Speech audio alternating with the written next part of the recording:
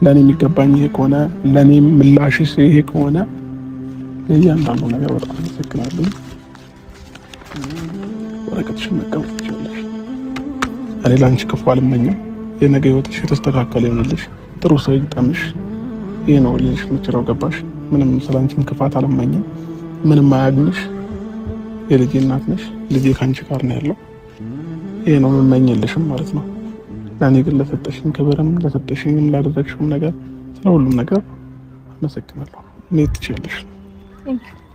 አይተዋራረግሽኝ ዘመድ አሳጣሽኝ አላሳዝንሽም ወይ ማረፊያ እንደሌለው ተንሳፋፊ ያረግሽኝ አላሳዝንሽም ወይ ግፍ እንደዋልሽብኝ ግፍ ይጠብቅሻል አላሳዝንሽም ወይ እንደኔ ተላላ የቲኖ አብርሽና ሩታ ምሽቱን ዜናችን በጣም አሳዛኝ ነገር እንግዲህ ሲጠበቅ የነበረው አብርሃምም ጠፋ የተባለው ውሸት ሆኖ ተገኘ። አብርሃም ለሩታ ፊርማውን ፈረመላት። የመጨረሻ ተለያዩ ማለት ነው።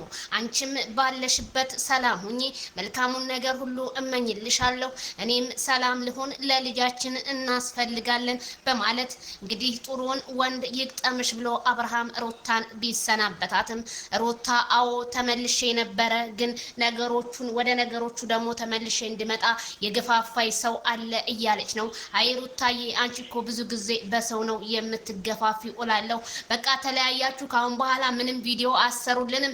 በቃ አብርሃም ከማጋ ሊሆን ነው፣ ሩታ ከማጋ ልትሆኝ ነው። እሱ ነው ደግሞ የሚያሳስበን። በጣም ገራሚ ነው። እንግዲህ ትዳራቸውን ለ2 ዓመት ከምናምን በፍቅር የኖሩ ፍቅረኛ ማቾች እንዲሁም ወደ 80 ገብተው እንግዲህ የልጅ እናትና የልጅ አባት የሆኑት አብርሃምና ሩታ እኛ ከነሱ መፈራረምን ሳይሆን የምንጠብቀው አብረው የመኖርን ነበር። ግን ምንም ሊሳካ አልቻለም።